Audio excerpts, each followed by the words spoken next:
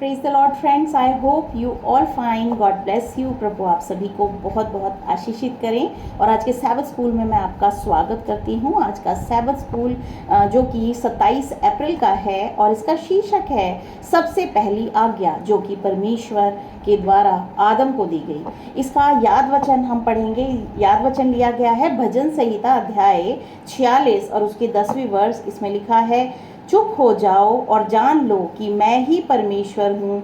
मैं जातियों में महान हूँ, मैं पृथ्वी भर में महान हूँ। बिल्कुल, यहोवा परमेश्वर समस्त ब्रह्मांड को बनाने वाले परमेश्वर हैं। और उन्होंने 6 दिन में परमेश्वर ने धरती के ऊपर जो सब कुछ हमें दिखता है आकाश में, धरती के ऊपर, वो सब रचना किया। और 7वें दिन को सैबत की आज्ञा दी कि हम उसे माने और उसको एक विश्राम दिन की तरह हम माने, क्योंकि परमेश्वर ने अपने सारे कार्यों से, जो कि उन्होंने 6 दिन किया था, विश्राम किया 7वें दिन और 7वें दिन को आशीष दी।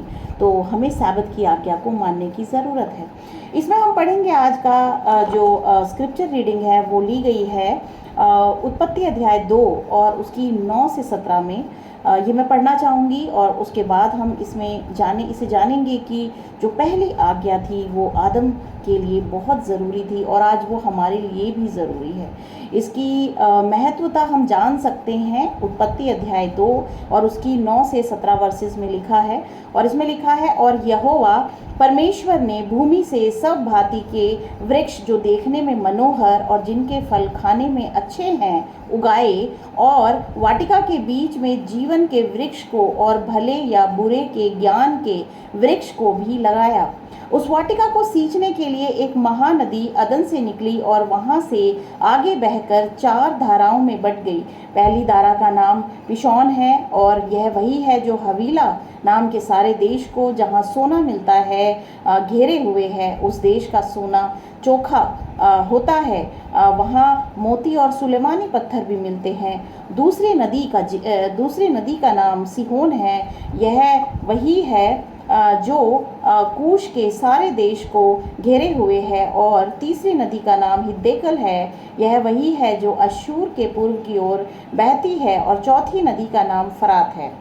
तब यहोवा परमेश्वर ने आदम को लेकर अदन की वाटिका में रख दिया कि वह उसमें काम करे और उसकी रक्षा करे। और यहोवा परमेश्वर ने आदम को यह आज्ञा दी, तू वाटिका के सब वृक्षों का फल बिना खटके खा सकता है, पर भले या बुरे के ज्ञान का जो वृक्ष है, भले या बुरे के ज्ञान का जो वृक्ष है,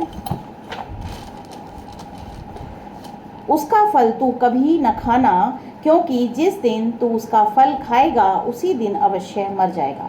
तो ये परमेश्वर की आज्ञा थी कि भले और बुरे के ज्ञान का जो वृक्ष है उसके फल को कभी मत खाना, क्योंकि जिस दिन तू उसे खाएगा उस दिन तू मर जाएगा, निश्चित ही मर जाएगा। तो ये मौत जो अनंत मौत की तरफ जो है इशारा करती है, ये उत्पन्न हुई जब आदम ने भले और बुरे के ज्ञान के वृक्ष का जो उसका फल था उसको खा लिया, क्योंकि परमेश्वर की आज्ञा थी कि तुम इसे ना खाना।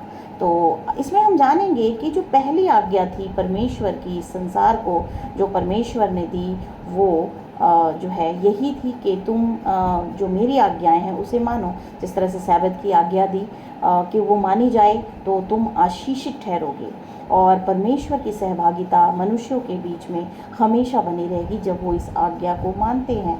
और जो आदम को आज्ञा दी थी कि भले और बुरे के ज्ञान के वृक्ष के फल को मत खाना, ये आज्ञा उसके भलाई के लिए दी गई थी, क्योंकि परमेश्वर नहीं चाहते थे कि वो ऐसे ज्ञान को प्राप्त करे जो उसे परमेश्वर से दूर ले जाए, क्योंकि वो हमें, हमारी भलाई को हमसे ज़्यादा जानते हैं, क्योंकि वो हमारा रचनाकार है।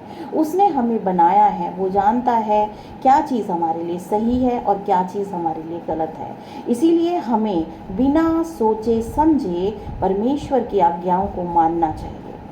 नीति वचन अध्याय 3 उसकी 5वीं वर्ष बताती है, तू अपनी समझ का सहारा ना लेना, वरन संपूर्ण हृदय से यहोवा पे भरोसा रखना। उसी को याद करके अपने सारे कामकाज करना, तो वह तेरे लिए सीधा मार्ग निकालेगा।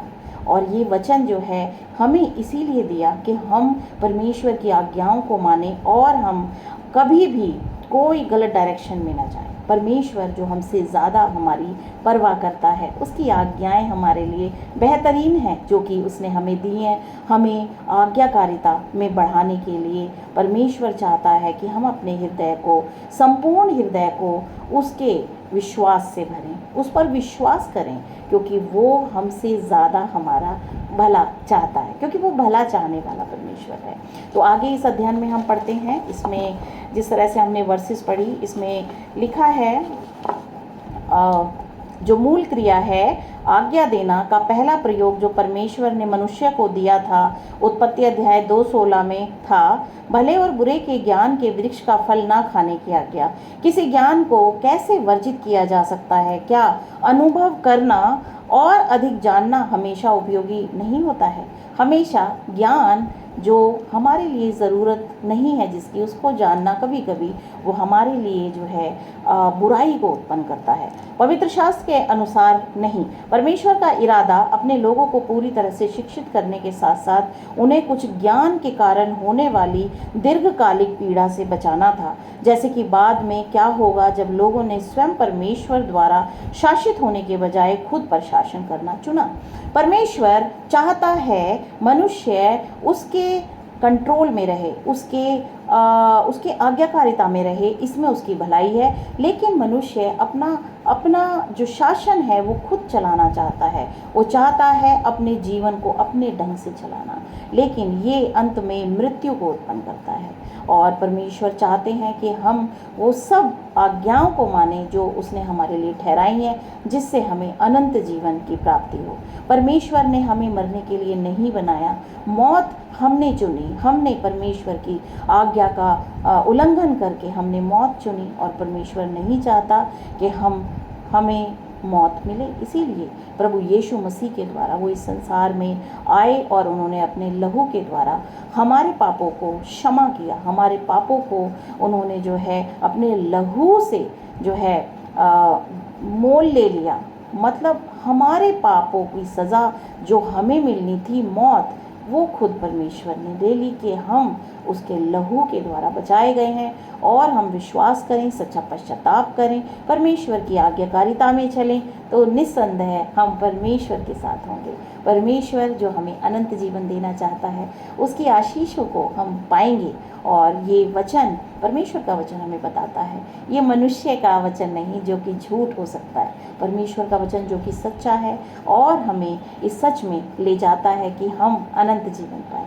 इसीलिए यीशु मसीह ने कहा, परमेश्वर ने जगत से ऐसा प्रेम किया कि उसने अपना इकलौता पुत्र दे दिया कि जो कोई उस पर विश्वास करे वो नाश ना हो बल्कि अनंत जीवन पाए। तो आप सभी को प्रभु यीशु मसीह अनंत जीवन दें, उसके लिए आप उसकी आज्ञाओं में, उसके लहू के बाड़े में हमेशा आप अपने आप को ढापे रहें और अपने मन को प्रभु की आज्ञाकारिता में बढ़ाएं। तो प्रभु आप सभी को आशीष दें। आमीन।